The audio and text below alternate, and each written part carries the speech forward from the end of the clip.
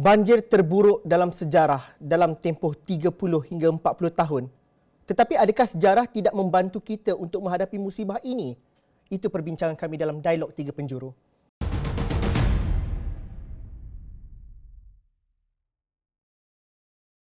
Assalamualaikum dan salam sejahtera. Dialog Tiga Penjuru pada malam ini dilakukan dalam waktu dan juga detik yang begitu sukar bagi sebilangan besar daripada kita yang terkesan akibat banjir di seluruh negara. Banjir antara tragedi, malapetaka dan birokrasi. Itu yang cuba kami bincangkan dan dapatkan pandangan dan juga kepakaran daripada tetamu-tetamu kami pada malam ini. Profesor Dr. Nur Azazi Zakaria, pengarah di Pusat Penyelidikan Kejuruteraan Sungai dan Salian Bandar Ridak USM bersama dengan kita malam ini. Beliau turut disertai oleh Dr. Kamarul Azhari Razak, merupakan pengarah di Pusat Pencegahan dan Kesiapsiagaan Bencana DPPC dari Universiti Teknologi Malaysia, dan turut menyertai kami dalam Dialog Tiga Penjuru pada malam ini ialah Tuan Haji Hakim Hamzah, merupakan Setiausaha Agong Persatuan Bulan Sabit Merah Malaysia. Dalam kada kita berbincang ini, banyak perkara yang perlu diselesaikan. Benar, dialog ini tidak dapat membantu keseluruhannya, tetapi harapnya dapat membuka pandangan dan juga dapat melapangkan dada untuk kita bertindak seterusnya ke hadapan. Saya mulakan dahulu dengan Tuan Haji Hakim Hamzah. Tuan Haji, banyak yang memberikan respon dan juga memberikan komentar terhadap apa yang berlaku dalam bencana yang berlaku khususnya di Lembah Kelang pada minggu ini.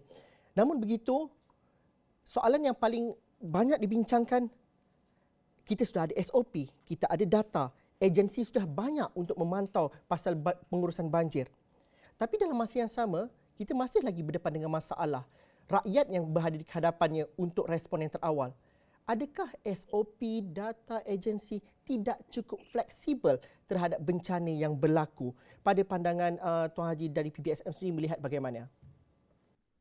Mungkin dari pengalaman kita menghadapi masalah banjir ini, SOP yang sedia ada mungkin pada pandangan saya, walaupun SOP sudah tersedia, tetapi mungkin SOP ini tidak dipatuhi kerana kita sedia maklum, manusia ni ada pelbagai kerenah. Jadi ada kalanya mungkin walaupun undang-undang itu ada, contohnya macam undang-undang jalan raya ada, tetapi masih ada yang melanggar had laju di jalan raya. Undang-undang jalan raya tentang lampu merah perlu berhenti, tapi masih ada yang melanggar lampu merah. Jadi kita ni manusia yang mungkin kurang belajar dari pengalaman buruk di masa lalu. Jadi walaupun ada SOP yang tersedia, tetapi manusia ni mungkin masih kurang belajar dari kesilapan yang lalu dan tidak mengikuti SOP yang telah digariskan. Itu mungkin masalah kita. Pengalaman Tuan Haji sendiri berada di lapangan sejak beberapa hari lalu dan juga pengalaman PBSM sendiri apabila mendapat respon daripada detik pertama banjir berlaku pada hari Sabtu lepas, bagaimana? Daripada pengalaman kami, mungkin kita sedia maklum dalam negara kita ni, macam Bulan Sabit Merah Malaysia, ada termaktub di dalam arahan ke-20 MKN untuk membantu kerajaan di waktu bencana, berlakunya bencana. Jadi apabila berlaku bencana, mungkin Bulan Sabit Merah, NADMA, MKN dah memang sedia ada dalam formasi untuk rangka kerja bencana ini. Tetapi mungkin apabila berlaku bencana, setiap kali berlaku bencana, waktu-waktu berlain antara 2014 dan sekarang, mungkin anggota-anggota badan-badan ini berlainan. Jadi ini mungkin satu cabaran yang berbeza, walaupun pengalaman organisasi itu sama, tetapi orang di dalamnya mungkin berlainan. Jadi mungkin transfer of knowledge itu mungkin tidak berlaku daripada anggota yang dahulu ke anggota yang sekarang. Jadi ini mungkin salah satu perbuahan yang mengakibatkan kita tidak konsisten dari segi belajar dari pengalaman yang lalu. Mungkin saya tanya juga kepada Prof. Dr. Azazi, kalau melihat kepada banjir yang berlaku pada hujung tahun ini, ramai yang bandingkan kepada banjir 2014. Cuma situasinya banjir 2014 berlaku di negeri Kelantan, tapi skala dan julatnya berlaku yang sebegitu besar di pantai barat. Dan ramai kata, kelam kabut dan juga tidak bersedia ke arah itu. Tapi dalam melihat kepada aspek ini, kesiapsiagaan dan juga bagaimana kita melihat kepada pengurusan bencana secara holistik dan tidak bermusim dan mengikut template tertentu kerana alam tidak sifatnya begitu. Begitu juga dengan pengurusan sistem aliran dan juga sungai kita. Mungkin Prof dapat memberikan pandangan awal dahulu. Ya, terima kasih Zul. Assalamualaikum warahmatullahi taala wabarakatuh. Terima kasih atas jemputan ad hoc ini. Ya, saya berkongsi sedikit. Saya sebenarnya terlibat secara langsung dengan program untuk kita menguruskan bencana selepas bencana berlaku di negeri Kelantan 2014, di mana Asra Awani saya secara khususnya ada 5 hari di Kelantan bersama saya dan pasukan saya sewaktu kita menerbitkan draft resolusi persidangan pengurusan bencana banjir Kelantan. Ianya diterbitkan pada Februari 2015 dengan kerjasama ICU sendiri, di mana dia telah melibatkan semua peserta daripada semua agensi. Kita telah menerbitkan buku tersebut berkenaan dengan kesemua sekali bermula dari pencegahan, kesediaan, preparedness, respon sewaktu banjir, recovery selepas itu, dan isu-isu yang terlibat dalam governance. Isunya sekarang adalah ini sebenarnya adalah ulang tayang. Banjir yang berlaku secara monsun. Banjir yang berlaku disebabkan monsun iaitu banjir yang berlaku di negeri Selangor dan wilayah persekutuan baru ni sebenarnya saiznya sama seperti banjir tapi sifatnya adalah banjir kilat, flash flood. Jadi kita tidak boleh lupa. Perkara ni tidak sama. Sebab itulah kemungkinan kos yang kali ini akan melibatkan kos yang sangat tinggi. Kemungkinan nanti Dr. Kamaru akan memberi estimate-nya dalam bidang kepakarannya nanti disebabkan oleh banjir kilat always akan memberi kos yang tinggi sebab kita tak prepare. Kita tak sempat untuk membuat preparation disebabkan ianya bersifat segera. Dan itulah yang berlaku.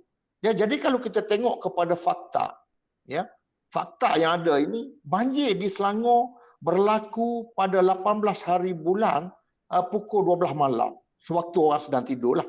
Dan di Kuala Lumpur 40 minit kemudiannya sampai. Sebab apa? Sebab dia berasal daripada sungai yang sama yang bernama Sungai Kelang. Sungai Kelang mengalir daripada hulunya sehingga sampai ke muara sejauh 120 km panjang. Jadi bermakna kiranya kita gambarkan apa yang berlaku di Kelantan, Sungai Kelantan itu yang mengalir, saya rasa jaraknya lebih panjang sedikit daripada Sungai Kelang ini. Dia berasal daripada Gua Musa dan sehinggalah kepada muara di Kota Baru. Jadi tetapi banjir yang berlaku pada waktu itu adalah banjir yang dapat maklumat, yang kita tahu jam berapa agaknya air akan melimpah di Kuala Kerai, akan melimpah di Tanah Merah, Pasir Mas dan akhirnya ke Kota Baru.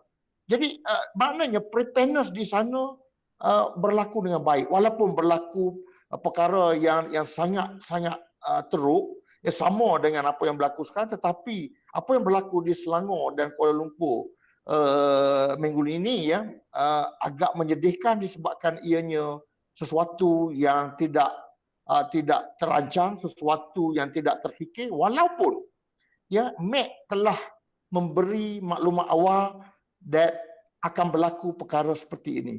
Jadi preparedness kita ada masalah. Walaupun kita dapati setelah 2014 sehingga sekarang, maknanya 7 tahun lepas. Kita telah terbitkan buku. Kita telah adakan persidangan. Kita telah adakan perbincangan. Akhirnya, apa yang dikatakan oleh Tuan Haji memang benar, SOP ada, tetapi orangnya mungkin berbeza dan saya rasa memang berbeza. Dan kita pula ada 3 level pengurusan bencana di Malaysia. Yang pertama di peringkat daerah. Yang kedua kalau melibatkan banyak daerah ada satu negeri, dia menjadi peringkat kedua. Dan sekiranya dia melibatkan beberapa negeri, dia akan menjadi pengurusan bencana pusat. Jadi isunya sekarang, adakah kita semua faham siapa yang sepatutnya bertindak, siapa yang patutnya mengurus dan siapa chief di mission dalam kes ini. Jadi ini mungkin yang menjadi masalah. Bermakna kita ada aset yang banyak, tetapi siapa nak dahulukan?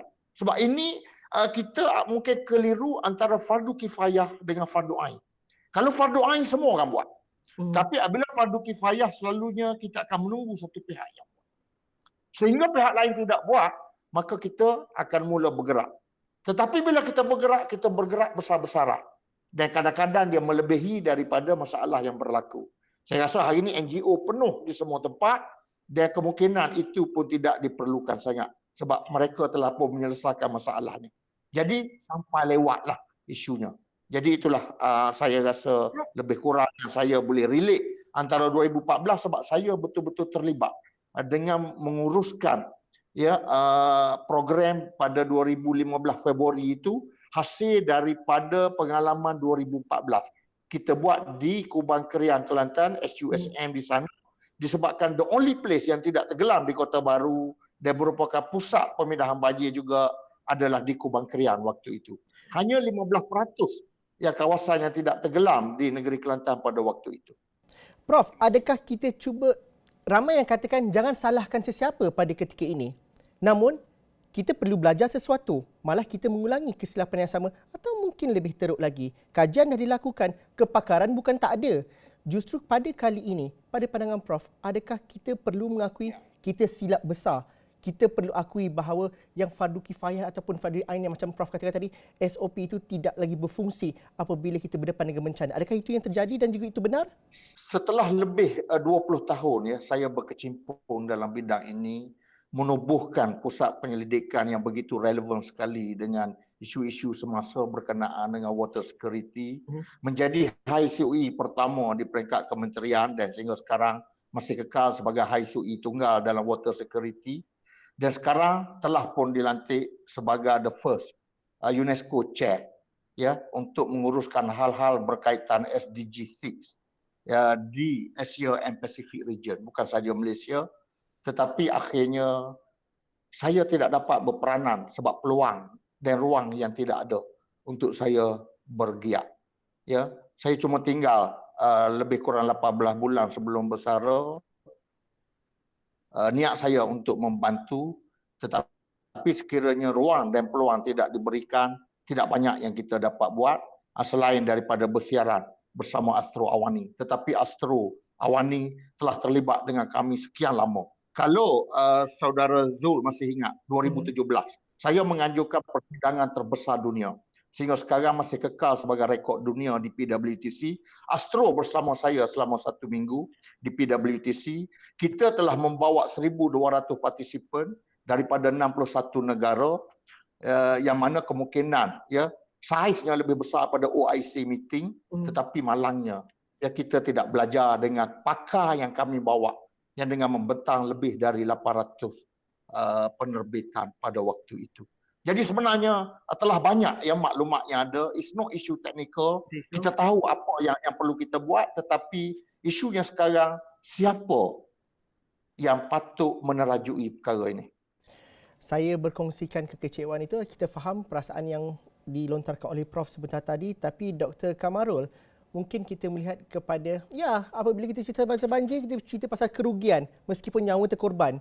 Justru apabila Dr. Kamarul mengatakan bahawa mungkin banjir Kelantan 2.9 bilion, tapi apabila ini berlaku di Lembah Kelang jauh lebih besar daripada itu. Selangor penyumbang GDP tertinggi, antara tertinggi dalam negara. Dan juga kalau kawasan Seri Muda itu bukan sahaja kawasan perumahan, kilang-kilang, gudang dan juga kawasan industri banyak di situ. Itu secara mudah yang kita lihat.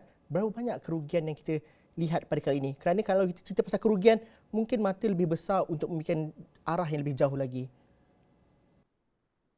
Terima kasih Zul atas jemputan. Terima kasih Prof dan Haji dapat bersama orang-orang lama. Zul, terima kasih banyak. Soalan yang menarik, tajuk dan dialog yang saya percaya sudah sampai masanya untuk kita mempelajari apa yang berlaku dan mengambil iktibar supaya kita boleh lebih berdaya tahan di masa hadapan. So dalam konteks dunia bencana, antara negotiation tool yang kita gunakan adalah jumlah kerugian ekonomi.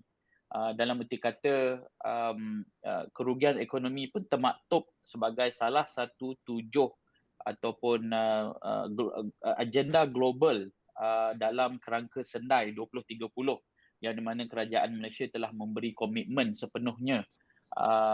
Dan merujuk kembali kepada soalan Zul sebentar tadi, kalau mengikut rekod yang saya ada, kalau merujuk kepada bencana yang ada yang lepas, maksudnya pada direkodkan sebanyak 420% kerugian ekonomi berdasarkan kepada rekod yang dikeluarkan pada Oktober tahun lepas. 29 Oktober 2019, minta maaf, berdasarkan kepada rekod 2009 hingga 2018. So dalam erti kata kejadian yang berlaku di negeri Selangor dengan mengambil kira beberapa data-data asas merujuk kepada sumbangan 24% GDP kepada Malaysia sendiri dan kawasan yang terjejas seperti mana yang Zul maklumkan, kawasan perniagaan. Saya percaya angka dan jumlah kerugian ekonomi ini mungkin melebihi daripada jangkaan awal, dan kita lihat kesan dan impak mungkin berlarutan, bukan hanya beberapa minggu, bulan, tetapi mengambil tahun untuk pulih sepenuhnya dan kembali beroperasi dengan lebih baik. Dan mengambil kira keluasan Selangor itu sendiri sebanyak 8,000 square kilometer dan density hampir 806 orang per square kilometer. Sebarang bentuk ancaman ataupun gangguan termasuklah banjir besar seperti yang kita alami di downstream of the sungai, kebanyakan sungai-sungai di negeri Selangor, dan juga upstream banjir lumpur, aliran debris, tanah runtuh. Kita melihat jumlah kerugian ekonomi ini perlu dinilai semula dengan lebih baik. Metodologi perlu dibangunkan kerana mungkin pentaksiran kerugian secara langsung dan tidak langsung mungkin berbeza, Zul, dalam erti kata bencana yang berskala besar. Tetapi merujuk kepada beberapa dapatan lapangan saya dan juga kajian yang sedang dijalankan, jumlah kerugian ekonomi ini mungkin melebihi daripada beberapa nilai-nilai yang diumumkan baru-baru ini. Dan saya percaya usaha ini perlu diteruskan, dan beberapa hari lepas, ini hari ketiga kami membantu ketua kampung dan juga pihak pengurusan kampung dalam merekodkan kerosakan di Hulu Langat, melihat beberapa bentuk-bentuk kerugian dan juga kehilangan harta benda yang mungkin berbeza antara satu kawasan dengan kawasan yang lain. Zul, itu secara sepintas lalu. Doktor, mungkin doktor dapat kongsikan tinjauan dan juga kemusnahan di Hulu Langat itu. Ramai yang kata seperti dilanda tsunami. Gambar seorang makcik yang kehilangan seluruh rumahnya begitu meremukkan hati. Mungkin doktor dapat melihat kepada kerosakan bukan sahaja kepada harta benda tetapi sosioekonomi, kehidupan dan juga psikologi seorang itu. Mungkin doktor dapat kisah di lapangan. Ya, sepintas lalu 3 hari saya berada di sana, berada di lapangan bersama dengan komuniti, memahami dan mendengar sendiri rintihan, Zul, dan sebahagian besar equation yang kita letak dalam kerugian ekonomi sebenarnya jauh lebih besar seperti yang tertulis di atas kertas, dan jumlah kerugian ekonomi tersebut dan bentuk kehilangan itu belum lagi dicampur dengan trauma, Zul, psikososial kepada penduduk komuniti setempat. Dan kita perlu ingat bahawa Hulu Langat antara kawasan utama untuk pelancongan negeri Selangor, dan sebahagian besar aset-aset ataupun kawasan-kawasan pelancongan yang berasaskan flora dan fauna ini turut musnah dan perlu mengambil masa untuk pulih. Saya bukan hanya memperkatakan manusia itu sendiri, rumah, peralatan di dalam rumah, tetapi juga kehidupan, tumbuh-tumbuhan, sungai, rupa bentuk muka bumi berubah sepenuhnya. Dan saya sebentar tadi sebelum ke UTM, saya berada di ground zero di Kampung Paya Lebar, melihat sendiri bagaimana aliran sungai yang besar tu boleh berubah, membuka jalannya sendiri. Dan saya percaya hidupan-hidupan ataupun ekosistem yang berkaitannya pun turut berubah. Dan saya percaya perkara-perkara ini harus diambil kira dalam pentafsiran penilaian kerugian ekonomi. So secara asasnya penduduk dan komuniti harus didampingi di dalam proses pemulihan. Dan alhamdulillah saya bersama pihak Mercy Malaysia menerusi beberapa program-program sejurus selepas berlaku, dan kita telah memberi komitmen untuk meneruskan program pemulihan yang berjangka masa panjang, Zul. Dalam erti kata kita akan merancang membangunkan program apa yang kita rujuk sebagai Build Back Better dalam bersama-sama masyarakat bangkit semula supaya lebih baik. Kami berhenti rehat seketika dahulu, kita jumpa lagi selepas ini.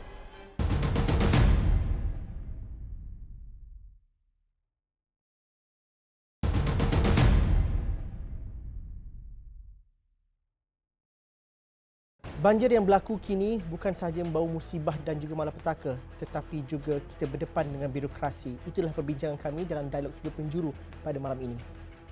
Apa yang kita lihat ini adalah secebis daripada rentetan cabaran yang lebih panjang di masa akan datang. Tetapi Tuan Haji, birokrasi dan koordinasi malapetaka yang berlaku telah bertukar menjadi tragedi, nyawa terkorban. Jadi Ketua Aman harus diletakkan untuk menyelamatkan nyawa pada aspek ini dan juga mencegah untuk keadaan untuk bertambah lebih parah untuk jangka masa panjang. Kita faham kita berhadapan dengan COVID-19 dan juga kita berhadapan dengan penyakit bawaan air, malah ekonomi baru mau bangkit. Justru malapetaka yang berlaku pada kali ini cukup sukar untuk digambarkan dan memerlukan usaha dan juga pengembelingan gerak kerja yang secara holistik. Di PBSM, Tuan Haji, mungkin bagaimana kita melihat apa yang berlaku 2-3 hari ini hanya permulaan kepada sesuatu yang lebih dahsyat untuk kita tangani. Mungkin kita dapat gambaran itu. Dari segi penggemblingan tenaga pelbagai pihak, kita sedia maklum yang rakyat Malaysia ni sungguh baik hati, sangat pemurah, suka menderma. Jadi kalau kita lihat di pusat-pusat pemindahan ataupun di pusat-pusat pengumpulan barangan bantuan, terdapat banyak barangan yang dihantar, barangan makanan, pakaian, kelengkapan seperti selimut, pampers. Jadi sumbangan ni memang datang dengan mudah daripada pelbagai pihak. Dan ramai juga rakyat Malaysia yang memang bersedia untuk turun padang dan memberi bantuan kepada mereka yang memerlukan. Tetapi apa yang kita perlukan sebenarnya adalah satu koordinasi yang baik di antara banyak pihak yang turun ke padang memberi bantuan. Kita perlu mengetahui apakah kekuatan yang ada pada setiap pihak yang turun ke padang, dan kita perlu ride on kekuatan-kekuatan yang ada ini. Contohnya macam apabila bantuan diperlukan di Taman Seri Muda di Shah Alam. Banyak pihak telah turun padang, tetapi mungkin di lapangan ketika itu ramai orang awam yang ada di masa itu susah nak masuk, masa hari Ahad tu susah nak masuk ke kawasan Seri Muda, tapi ramai yang telah menurunkan bot mereka dari Lebuh Raya Kesas. Dan dari situ ada yang masuk, mungkin ada yang tidak berpengalaman untuk mengendali bot. Kerana pengendalian bot ni bukan kita boleh letak saja bot dalam air dan kemudian kita lancar pasang enjin terus masuk ke dalam. Tetapi kita perlu sedar, satunya apabila kawasan itu telah ditenggelami air. Jadi banyak benda-benda yang ditenggelam dalam air itu yang kita tak nampak.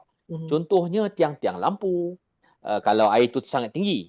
Kalau tak tinggi sangat pun mungkin tanda-tanda jalan, kenderaan-kenderaan yang ada di dalam air itu.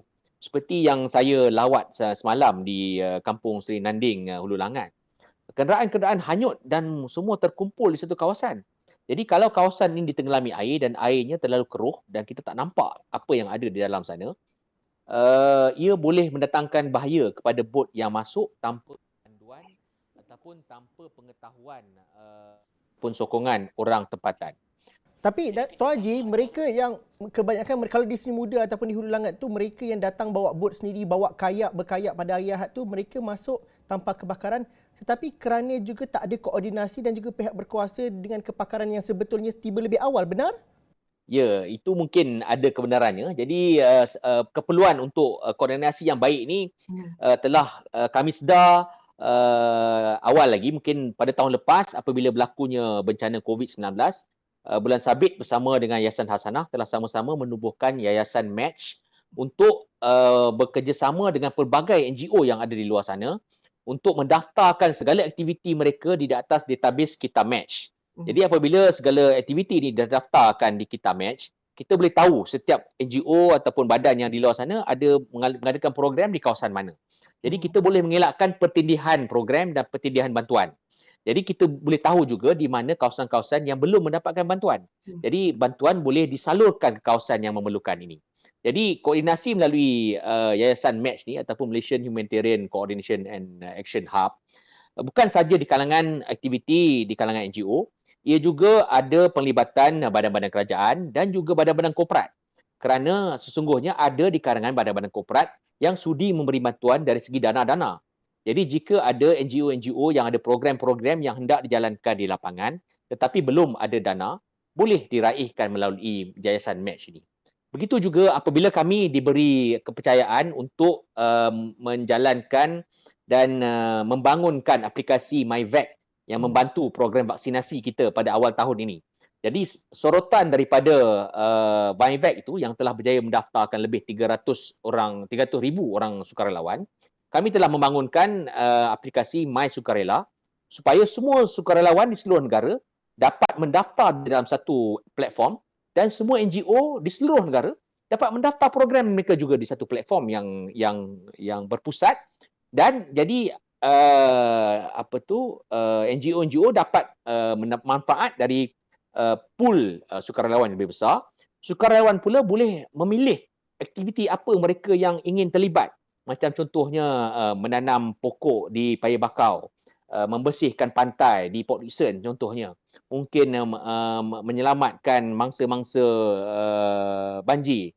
Jadi melalui satu platform coordination yang berpusat, kita akan lebih tersusun dan lebih teratur dalam program bantuan yang kita berikan.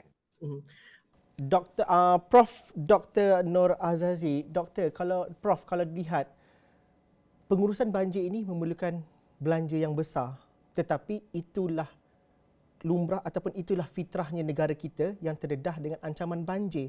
Kita tidak terdedah dengan ancaman seperti di Indonesia ataupun di Filipina, taufan, walaupun taufan dengan besar ataupun gunung berapi ataupun gempa bumi. Kalau kita melihat kepada negara-negara seperti Jepun ataupun Belanda, mereka ada perancangan yang tempohnya untuk resilience untuk 200 tahun, 1200 tahun.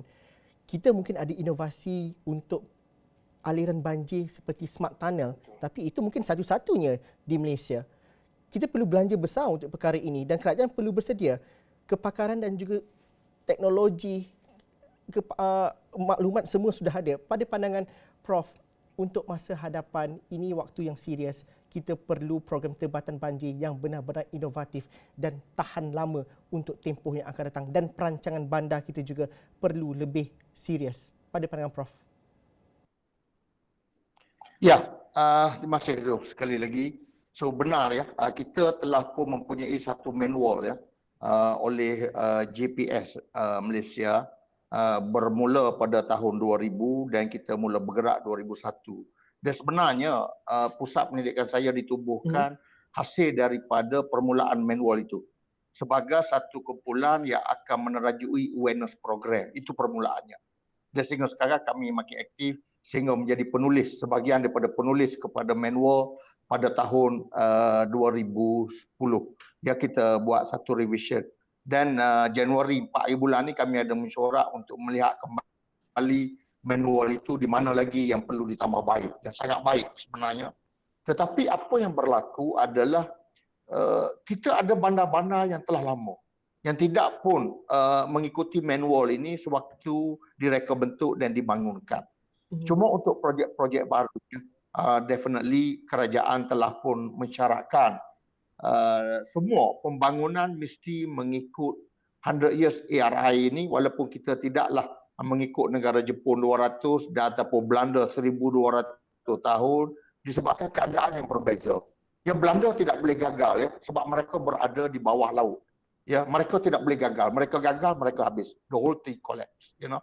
Tetapi di Malaysia sebenarnya kita sepatutnya mempunyai perbelanjaan yang cukup sekiranya kita membuatnya secara strategik. Sebenarnya isu yang berlaku ni kita selalu ya akan tackle satu isu apabila secara ad hoc bila berlaku bencana sebegini. Sebenarnya sewaktu kita menghadapi masalah banjir ya minggu ini, ada kawasan di Selangor yang juga tidak menghadapi bekalan air sebenarnya. Itu isu lain. Itu di bawah kementerian lain. Ada juga isu Sungai Kotor. Ya, itu isu lain. Ada juga petani yang tidak mendapat air untuk sawah mereka, untuk tanaman-tanaman mereka. Itu kementerian lain. Ada governance ya yang tidak selesai. Sebab kita juga ada isu di dalam masa kita tidak cukup air, kita menggunakan potable water yang ada di kawasan kita, di bangunan kita, di toilet kita untuk non-potable activity. Toilet is not non-potable activity. Kenapa kita flush air yang dirawat? Sebab tidak ada integrasi. Tidak ada integrated plan di antara kementerian dengan kementerian. Tidak ada isu yang tidak boleh diselesaikan apabila kita duduk semeja. Itulah perancangan yang kita buat sebenarnya sewaktu kita menguruskan persidangan pengalaman menghadapi banjir yang terbesar pada waktu itu.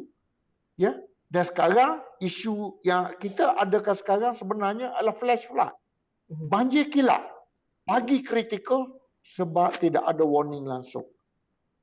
Sebab itulah kita dapati ada pemandu yang tenggelam di dalam kenderaannya, bermakna masa air naik itu tidak sebagaimana waktu yang berlaku sewaktu banjir di negeri Kelantan. Kita boleh tengok air itu meningkat sedikit demi sedikit. Ya, walaupun parahnya akhirnya tinggi. Ya, bermakna apa yang dibuat sekiranya kita gabungkan bajet kementerian. Satu projek mesti menyelesaikan keempat-empat isu tadi. Apa dia? Pertama, banjir. Yang kedua, banjir kilat. Yang ketiga, kekurangan air. Yang keempat, kekotoran sungai. Yang kelima, pertindihan di antara kementerian governance. So, bila agaknya kita nak selesaikan perkara ni? Bermakna perlu ada satu Minister of Water per se. Bukan lagi campur-campur kementerian yang terlibat ke semua sekali. Or otherwise, kita jadikan Menteri Air ataupun Menteri Kasar ini sebagai Menteri Kanan. Menteri Penyelaras. Yang mana the rest of ministry yang terlibat akan mengikuti hala tuju ini. Itu saja kaedahnya. Dan bajet itu boleh disatukan dan kita boleh selesaikan. Ya, contohnya sekiranya kita melaksanakan empangan di negeri Kelantan. Bermakna TNP mendapat hidroelektrik. Maka kita dapat tenaga di bawah kementerian yang berbeza. Kita dapat menjaga ya water supply. Yang mana negeri yang paling rendah mendapat water supply adalah negeri Kelantan sekarang ini. Ya, walaupun menterinya datang daripada negeri Kelantan sekarang. Ya, bermakna kita berharap sangat berlaku perubahan peratusan itu ya untuk menyelesaikan masalah ini. Jadi bermakna bajet dan sebagainya sepatutnya bukan lagi satu isu sebab ini adalah kemestian. Ini adalah utility. Ini adalah perkara basic yang mesti ada. Sebab tu di dalam SDG 6 UNESCO ya mensyaratkan ke semua orang mesti ada akses kepada air bersih dan juga sanitary yang selamat. Itu syarat.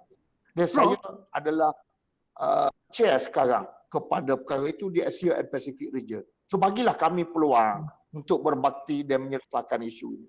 Prof, kalau saya mencelah di situ Prof, ada juga beberapa kerangka polisi yang sudah cantik tetapi ianya mungkin tidak dipatuhi secara keseluruhan. Kita bagi contoh, kebanyakan kawasan yang dinaiki air khususnya di kawasan-kawasan perbandaran di Lembah Kelang ini ialah kawasan yang risikonya kepada sungai, malah ada yang dibina di atas rizab sungai kalau 5 tahun kebelakang ini ada beberapa projek yang 40 tingkat apartmen pun masih lagi diletakkan di bibir ataupun di tebing sungai.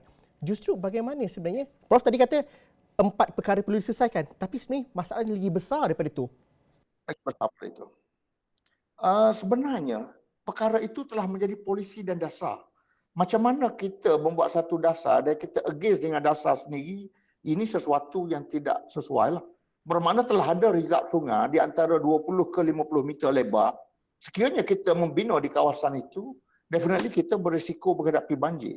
Sebab sepatutnya limpahan banjir berlaku di sekitar dataran banjir. Tetapi disebabkan tidak adanya dataran banjir di negeri Selangor yang berkaitan ini, ya, disebabkan oleh pembangunan yang terlalu banyak, disebabkan oleh keperluan. Jadi kita ada pertemuan antara keperluan ekonomi, ya, meningkatkan ekonomi dan berkaitan dengan keperluan untuk menjaga polisi yang telah kita bina. Jadi saya rasa kerajaan yang sama. Jadi keputusan yang dibuat oleh menteri dan ketua setiausaha yang sama. So saya tidak faham sekiranya ada perkara-perkara yang dilampaui ya dari segi keputusan ini. Itu sesuatu yang merugikan sekarang dan we have to pay ya for this reason lah. Itu yang kita sedang hadapi. Dr. Kamarul, kalau kita melihat apabila kita bincangkan banjir yang berlaku di negeri Kelantan, kesiapsiagaan itu bukan sahaja di peringkat pusat ataupun peringkat atas, tapi bagaimana masyarakat itu diupayakan dan dalam risiko bencana dan juga pengurusan risiko, perkara itu perlu diambil kira dalam tempoh yang berpanjangan. Di Kelantan mungkin kita pelajari 2014, tetapi di kawasan bandar khususnya di Lembah Kelang ini suatu perkara yang juga cabarannya sedikit berbeza dengan kepadatan penduduk, dengan masyarakat yang pelbagai, sektor ekonominya berbeza-beza. Justru bagaimana kita nak melihat bahawa pentingnya juga apa program-program yang kita hidup di pinggir sungai, perkara-perkara yang berkaitan dengan pengurusan banjir dan juga pengurusan sungai ini perlu menjadi sebahagian daripada masyarakat kita. Adakah itu berlaku? Adakah apa yang berlaku di Jepun itu sama juga dengan Malaysia ataupun di mana kita nak bermula? Begini Zul, kalau saya boleh pemudahkan dan terjemahkan beberapa soalan tu dalam bentuk contoh. Saya berada hampir 5-6 hari di negeri Kelantan pada minggu lepas dan saya berada di Selangor melihat bagaimana reaksi sebahagian besar masyarakat yang boleh saya katakan meletakkan tanggungjawab ketika bencana itu di atas bahu agensi-agensi penyelamat semata-mata. So di sini sebenarnya ruang ataupun peluang untuk kita membuat sedikit refleksi kebanyakan masyarakat yang berada di bandar dan mereka yang berada di luar bandar. Dan sepanjang 5 dan 6 hari saya berada di Kelantan melihat bagaimana masyarakat di Tumpat, di Kota Baru, di kepulauan, gugusan kepulauan, tahap daya tahan mereka amat tinggi. Dan dalam dunia bencana selalu kita memperkatakan risiko, bahaya dan juga kerugian, kerosakan ataupun kematian. Tapi kita acap kali lupa tentang parameter penting dalam menyeimbangkan kehilangan nyawa dan juga kerosakan harta benda dengan pelaburan di atas daya tahan. Kita melihat juga masyarakat di negara Jepun, mereka acap kali dilanda bencana besar, berskala besar, memindahkan penduduk 20-30 ribu orang dalam hanya beberapa jam sahaja. Mereka membuat simulasi ini berulang kali, Zul. Jadi apabila dia menjadi sebahagian daripada kehidupan, mereka memahami bahawa isu bencana hanya ada dua dalam pemikiran mereka. Sama ada aku hidup ataupun aku mati.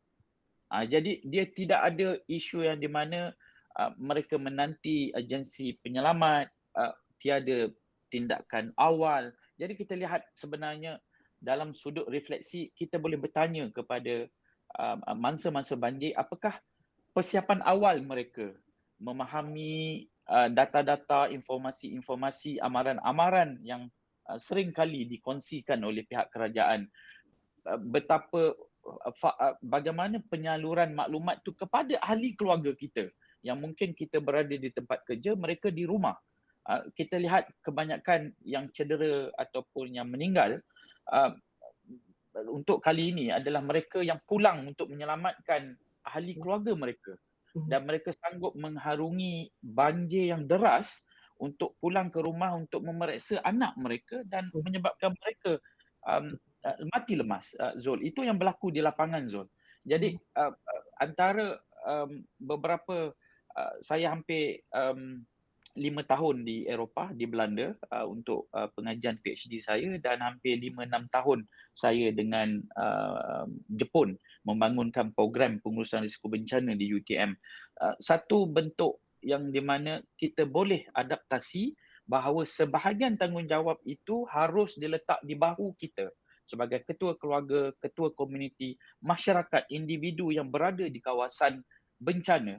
Kita mampu memainkan peranan, membantu masyarakat, membantu agensi, dan mereka mudah untuk menolong, membantu satu sama lain dengan satu konsep yang mungkin kita pernah dengar, self-help, mutual help and public help. Bantuan diri, bantuan bersama, bantuan umum. Jadi mereka tidak hanya meletakkan tanggungjawab penyelamatan, penyaluran bantuan semata-mata di agensi kerajaan. Tetapi dalam konteks apa yang berlaku baru-baru ini, dia adalah berskala besar, kompleks, dan waktu berlaku pun berbeza, Zul. Jadi kita perlu memahami konteks, dan sebahagian besar pengurusan risiko bencana di negeri Selangor, untuk makluman semua, antara yang terbaik di Malaysia. Itu direkodkan dalam kajian oleh pihak JICA dan NANMA baru-baru ini pada Oktober, dan mereka menjadikan sebagai penanda aras bagi negeri-negeri lain. Tetapi dalam kita menghadapi bencana yang berskala besar dalam tempoh yang singkat dan populasi urbanisasi yang begitu tinggi, dan kita agak sukar untuk memindahkan 15,000 orang dalam tempoh masa yang singkat, dan proses ini hanya diletakkan pada tanggungjawab agensi kerajaan. Saya rasa di situlah ruang untuk kita mencungkil, melihat kembali dan mungkin memantapkan pengurusan risiko bencana di peringkat komuniti agar mereka boleh turut membantu dan mungkin boleh meningkatkan tahap kesiapsiagaan dalam menghadapi bencana yang mungkin lebih berskala besar di masa hadapan. Zul? Kami berdiri rehat buat kali terakhir. Dijumpa lagi selepas ini.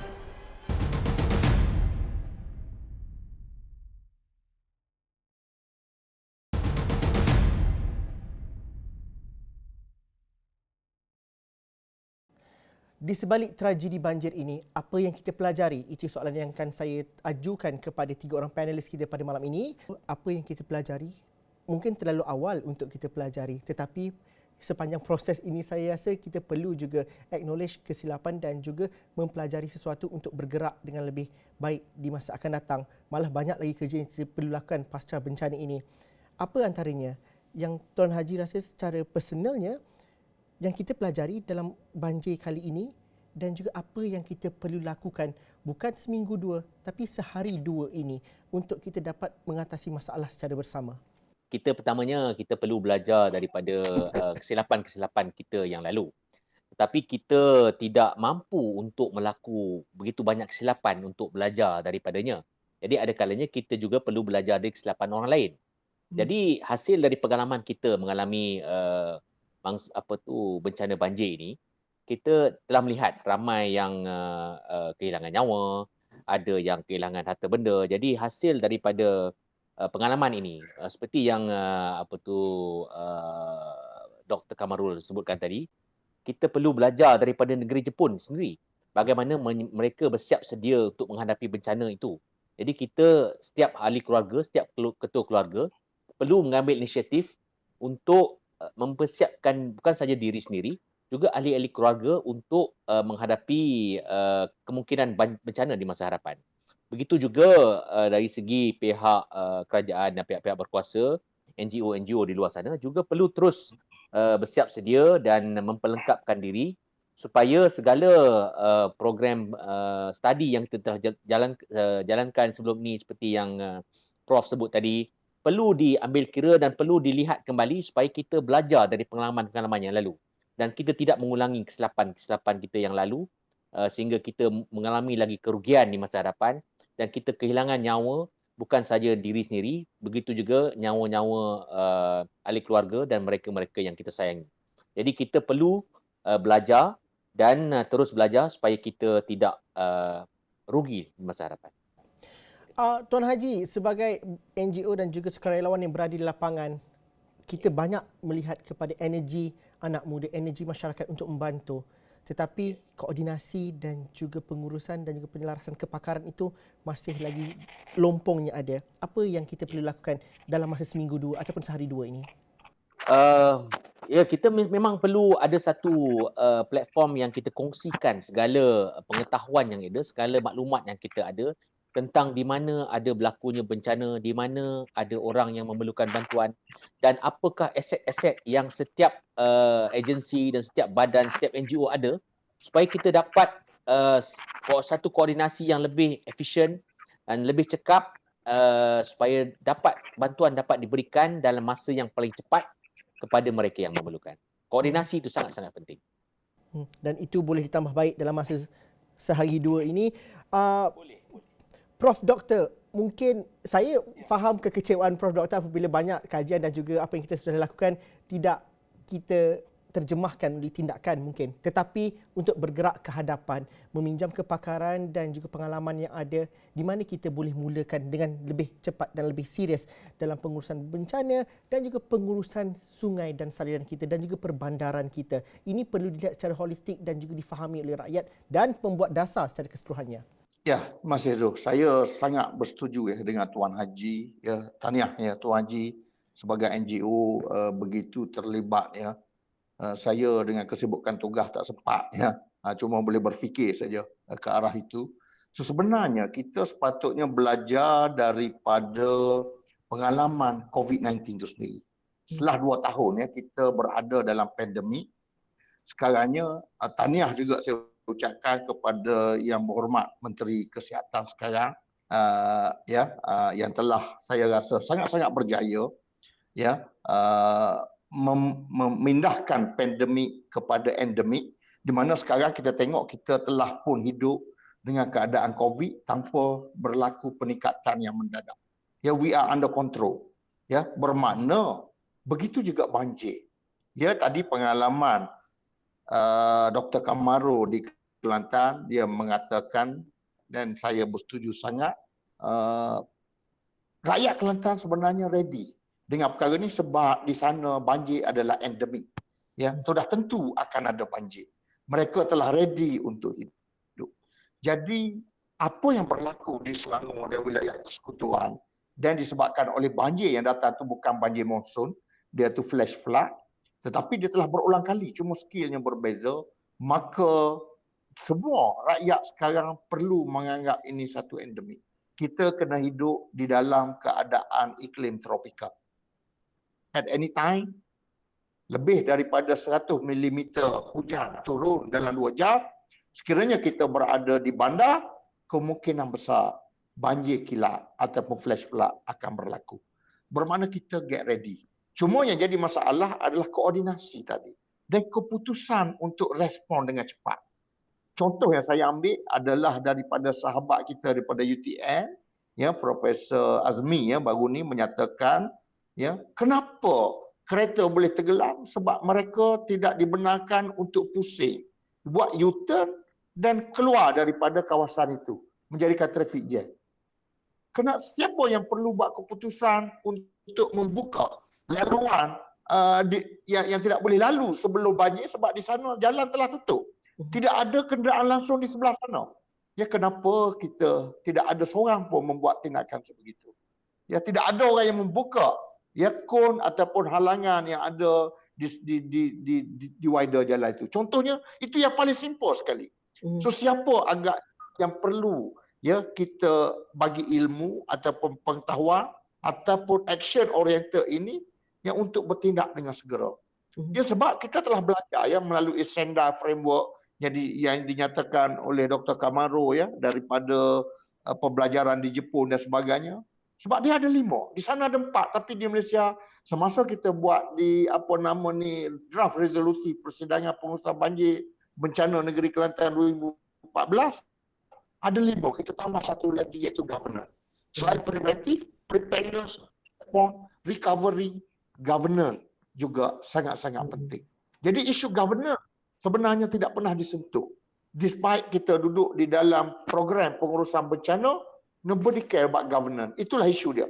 Jadi siapa yang nak mengubah perkara 4 tadi, sebenarnya the control dia adalah governance. Ya, kesemua 4 perkara di atas tu telah pun ada plan dia. Tetapi disebabkan engine governance itu tidak dilihat oleh mana-mana pihak, maka itulah yang kita hadapi. Dan saya boleh lihat yang macam mana NGO yang telah turun tidak dapat membantu dengan pantas disebabkan tidak adanya governance ataupun tadbir urus yang cemerlang di dalam pengurusan bencana. So sepatutnya perlu ada satu tambahan di dalam framework itu dimasukkan governance dan telah berumur 7 tahun dokumen itu. Terima kasih. Dr. Kamarul, dalam masa saya mungkin ada 3 minit, tetapi sebagai individu yang ada kepakaran mengenai risiko bencana, melihat kepada praktis yang baik di Belanda, di Jepun, apabila turun di lapangan di hulu langat, ada tak kekecewaan apabila ada yang kita tahu itu tidak diguna pakai dengan baik dan juga kita boleh benda kita boleh lakukan sebenarnya, tapi kita terliwat dengan melihat kepada kerosakan itu dan bergerak ke hadapan, bagaimana doktor? Terima kasih Zul. Ya, kekecewaannya tetap ada dan itulah acap kali bencana berskala besar. Itu yang harus kita pertama hadapi, akui kelemahan, kesilapan dan dari situlah bermulanya usaha untuk kita memperbaharui, menambah baik, mencari ruang penambahbaikan. So di sini saya ingin mengambil kesempatan ringkas Zul, beberapa usaha penting selepas beberapa hari mendatang, beberapa minggu. Agak kritikal di fasa pengurusan risiko bencana pada fasa pemulihan awal, early recovery. Pertama, kita memperkatakan tentang kelangsungan hidup. Kita tidak memperkatakan usaha membersihkan rumah, mengumpul barang-barang sisa-sisa sahaja. Itu di awal proses respon. Tetapi apabila proses recovery, kita harus memahami kehendak penduduk komuniti setempat, bagaimana mereka boleh meneruskan kelangsungan setelah hampir keseluruhan harta benda mereka musnah, punca peralatan yang menjadi punca kepada pendapatan mereka juga turut hilang. Bagaimana kita boleh menyusun koordinasi di sini agar bantuan kerajaan, bantuan daripada pihak-pihak badan-badan korporat disalurkan pada sasaran yang betul.